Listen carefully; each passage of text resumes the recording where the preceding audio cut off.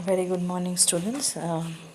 Today I'll be starting module 3, which is an embedded system components. This module is basically a completely theoretical subject, a theoretical module wherein you'll be studying the components of the embedded system. As we have seen earlier in two modules, we have studied the microcontrollers, and when the system consists of the microcontroller along with other components, peripherals like memory or maybe the IO ports or maybe the control system. Other than that, any other peripherals, if you connect around the ARM controller, then it becomes an embedded system. Let us study what is an embedded system first. It's an electronic or electromechanical system designed to perform a specific function and is a combination of both hardware and software. Obviously, there is an hardware wherein you have an architecture, there is an ARM controller or maybe any microprocessor or the controller. Along with the microprocessor or the controller, there will be components built around it to form an embedded system, and there has to be a software running on the ARM processor or maybe in any microcontroller to make this as an embedded system. Every embedded system is unique, and the hardware as well as the firmware is highly specialized to the application domain. So it's basically embedded system is application specific, designed for a specific application, and is highly specialized for a particular application domain. Now, what is the difference between the embedded system and the general computing system? General computing system, as you all know, it is our laptops and the computers what we use. So the computing revolution began with the general purpose computing requirements.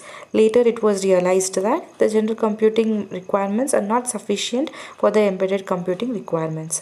So the embedded is basically works for a particular application, whereas general purpose computing computers work in general for any type of application. So that's why if for embedded application we cannot use a general purpose computers. For that we require a specialized computer. So that's why there is a main difference between the embedded system and the general purpose computing system. The embedded computing requirements demand something special in terms of response to stimuli, meeting the computational deadlines, power efficiency, and limited memory capability. Obviously, when we are designing an embedded system, suppose if it consists of a sensors, so suppose whatever sensor senses, that is nothing but a stimulus. So when there is a stimuli, there will be a response which should be a quick response, meeting the computational deadlines. It has some particular time duration within which it has to perform the operation. So that is nothing but the deadlines. So it has to finish the number of operations within that deadline, and obviously it should give a very good power efficiency and have a limited memory capability. Now these are the some of the differences between the general purpose computing system and the embedded system. First one is a system which is a combination of a generic hardware and a general purpose operating system for executing variety of application. So we have seen in computers we have an OS which is a general purpose OS, and it is a generic hardware wherein it consists of if we can execute any number of programs. It's not specific. A system which is a combination of a special purpose hardware and an embedded OS for executing a specific set of application in case of an embedded system. In general purpose computing system, it contains a general purpose operating system. In embedded system, it may or may not contain an operating system for functioning, but that operating system will be in particular with embedded system. So it's not general. So application under the general purpose computing system, the applications are alterable by the user. That is, it is possible for the end user to reinstall the operating system and also add or remove user application. So obviously we have seen in general purpose computing system we can add more than one OS.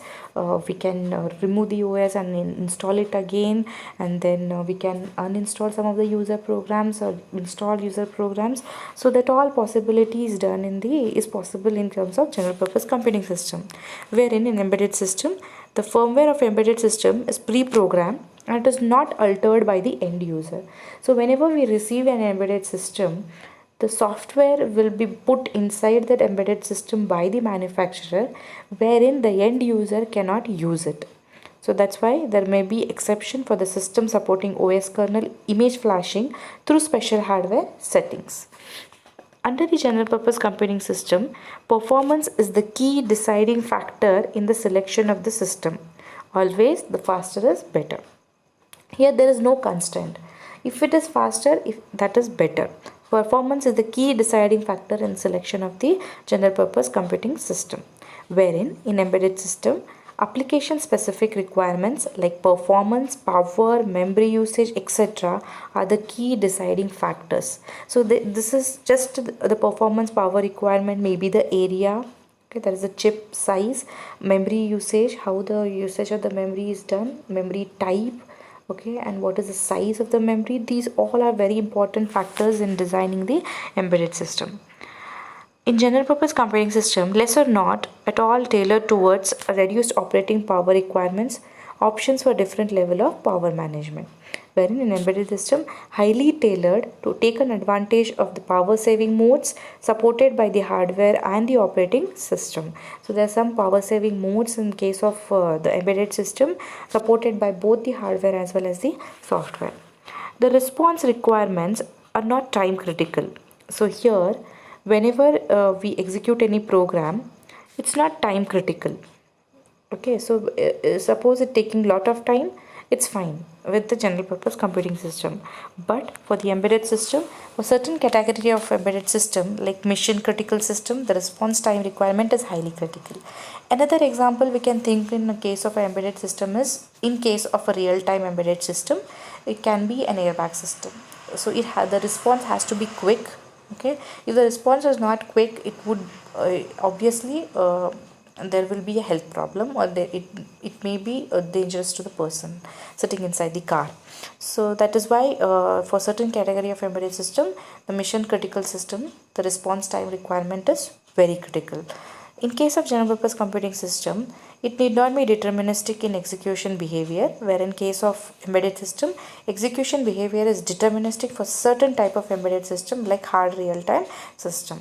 So the behavior means that is what the final result or expected within the deadline. So that is nothing but the deterministic. Non-deterministic is, it's not important. So if it is faster, it is better.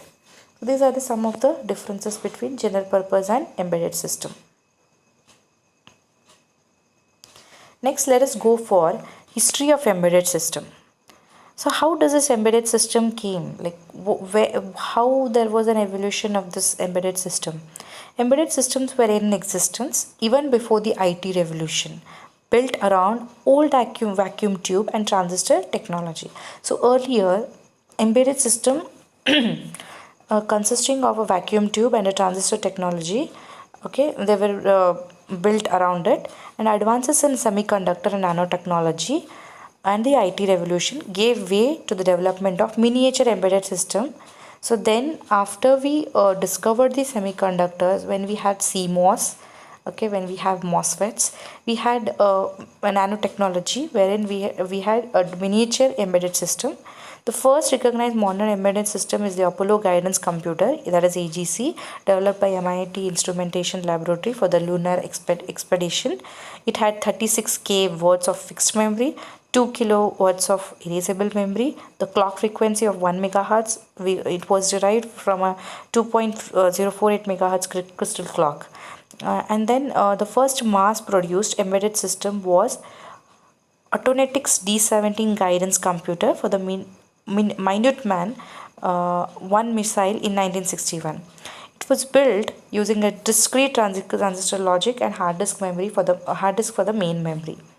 The first integrated circuit was produced in September 1958, and the computer using them began to appear in 1963. Okay, so the integrated circuit was first produced in 1958, and then the computers had this circuit in it, and we begin to use that in 1963. Okay, so this is a number of way we classify. Once we know what is the history, this is a number of where we can classify the embedded systems. Some of the criteria on which the classification is done, okay, are based on the generation, okay, at what generation which embedded system was developed, depending on the complexity and performance requirements, based on deterministic behavior and based on triggering. Now, according to the generation, there was something like first generation, second generation, third generation, and the next generation. Then, depending on the complexity and the performance requirement, how complex is the system, depending on that, and how should be the requirement performance, depending on that, the embedded systems were classified, and depending on the deterministic behavior, as we saw earlier, it is depending on hard real time and soft real time, and then based on the triggering. Okay, and how it is triggered, what kind of sensors were used, depending on that, the embedded systems are classified. So the classification based on generation, that is the first criteria of classification. First generation, second generation, third generation, fourth generation, and the next generation.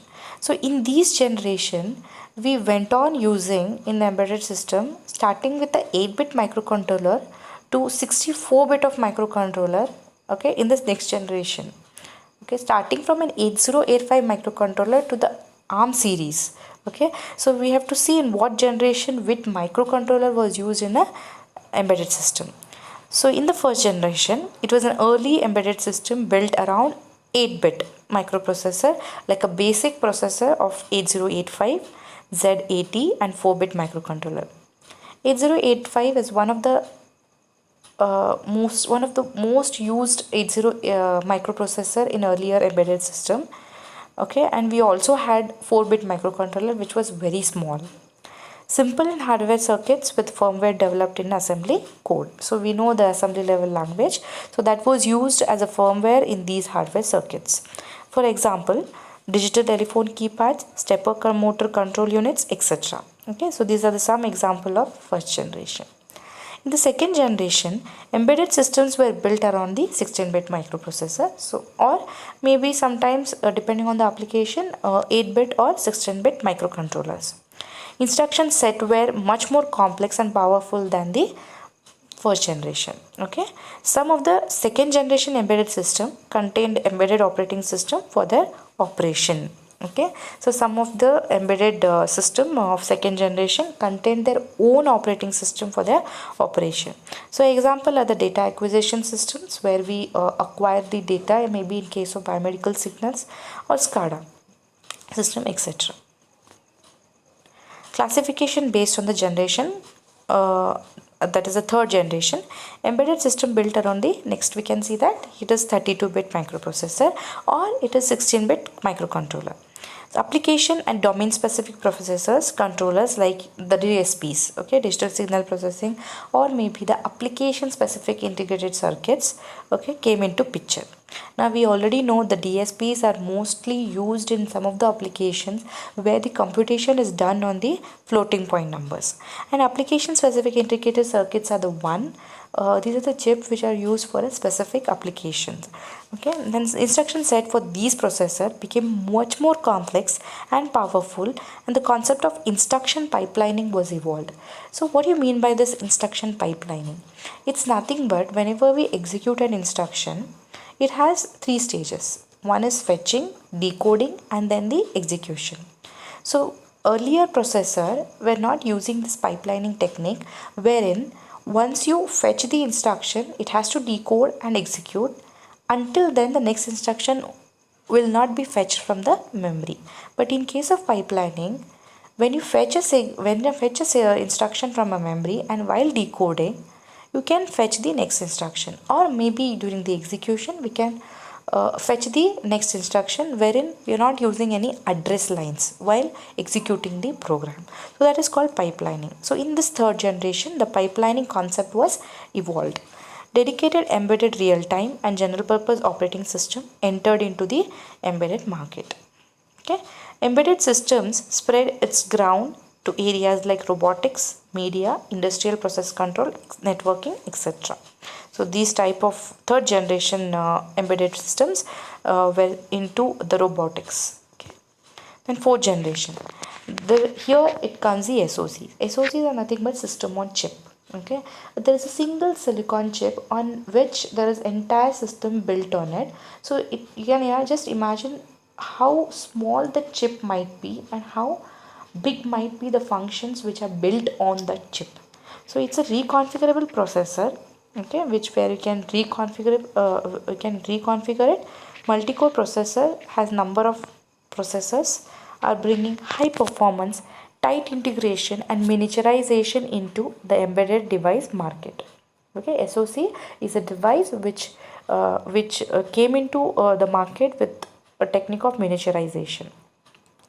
The SoC technique implements a total system on chip by implementing different functionalities with the processor core on an integrated circuit. As I said earlier, they make use of high performance real time embedded operating system for their functioning. Okay, there obviously when we are building an SoC for a specific application, it will have its own operating system. It should be working in real time, so obviously we should have a real time operating system for their functioning. Example for such fourth generation are your smartphones, which I am using and you'll be listening now. So that's nothing but in the smartphones you have SoCs which are under the fourth generation of embedded system, mobile internet devices, etc. And now what is the next generation? The processor and embedded market is highly dynamic and demanding. So the next generation of embedded system are expected to meet growing demands in the market. Okay. Now the next classification is on the complexity and the performance. Depending on the complexity and the performance, there are small scale, medium scale, and the large scale. This is very simple. So we can think of small scale embedded system like an electronic toy. So for the electronic toy, you need a very less bit of microcontroller and a very small application wherein the code might be less, and then in case of medium scale, in case of large scale, you need much more complex design and the maybe the software or maybe also the hardware. So let us see in small scale embedded system, it in application simple in simple application it is used and the performance requirements are not time critical. For example, as I said, it's an electronic toy. It's not the performance requirement is nothing but whatever output you get it through this embedded system is not time critical. Even if the response is much delayed, it's fine. Okay, so usually built around a low performance, a low cost 8-bit or 16-bit microprocessor or the controller, or may not contain an operating system for its functioning. Now when we go for medium scale, as I said, slightly complex in hardware and firmware requirements, usually built around a medium performance, low cost 16-bit or 32-bit microprocessor or controller or a digital signal processor. Usually contain an embedded operating system, either a general purpose or real time operating depending on the application. So if this medium scale embedded system is used for a specific application wherein we are using it for the real time operation, then obviously we need a real time operating system. But if it is used for some of the application where the real time requirement is not that required, then we can go for a general purpose operating system. So it depends upon the application. Then large scale embedded system, highly complex in hardware, firmware and requirements. So they are employed in mission critical application demanding high performance. Okay, so it is usually built around high performance, a 32-bit or 64-bit RISC processor or the controller. Okay, and then it can be reconfigurable. Okay, multi-core processor and programmable logic devices, PLDs. Okay, may contain multiple processor or the controller, core units, co-processor, accelerators for speeding up the execution, fine, and then decoding, encoding of the media for cryptographic functions, maybe for examples the processing requirements which can be implemented using the coprocessor, the hardware accelerator, usually contain a high performance real-time operating system. So it requires task scheduling, prioritization and management and so on. Okay, so it's a very important embedded system which we use it only when the application is demanding high response. Okay, so only it can have many processor, co-processor, accelerators. So these co-processor or accelerator, they are used with the main processor when we want to speed up the execution. Okay, and in case of cryptographic application, cryptography is nothing but when we encode or we do the encryption and the decryption. For decoding and encoding of the media, we can use such type of embedded system. And in such embedded system, there has to be a real-time operating system. Okay, so the operating system cannot be a general purpose operating system here.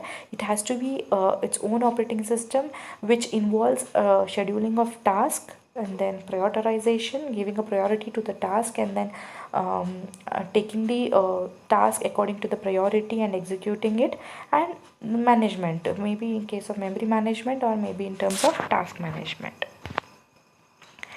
Fine. Depending on the deterministic behavior application for real-time system, the application, the task execution behavior can be either deterministic or non-deterministic. Based on the execution behavior, the real-time embedded system are classified into hard real-time and soft real-time. So that's what I told you. Hard real-time is nothing but where the deadline is very important. In case of soft real-time, even if the application will not complete before the time, it's okay. Okay, so there is no, it's not time critical in case of soft real-time system. And depending on the triggering, as I said, reactive in nature. So embedded system which are reactive in nature, like process control system in industrial control application, can be classified based on the trigger. Reactive systems can be either event triggered or the time triggered. Time triggered is nothing but when we have a clock signal. Event triggered are nothing but when you have a particular event on which on triggering of that event the system will work. Okay, so depending on the triggering, what kind of triggering it is, whether it is a time triggering or maybe it is a event triggering, based on this triggering type the embedded systems are classified. Okay students, so this is what we learned today, that is the classification of the embedded system and what is an embedded system. In the next class we will see what are the major applications of embedded system. Thank you.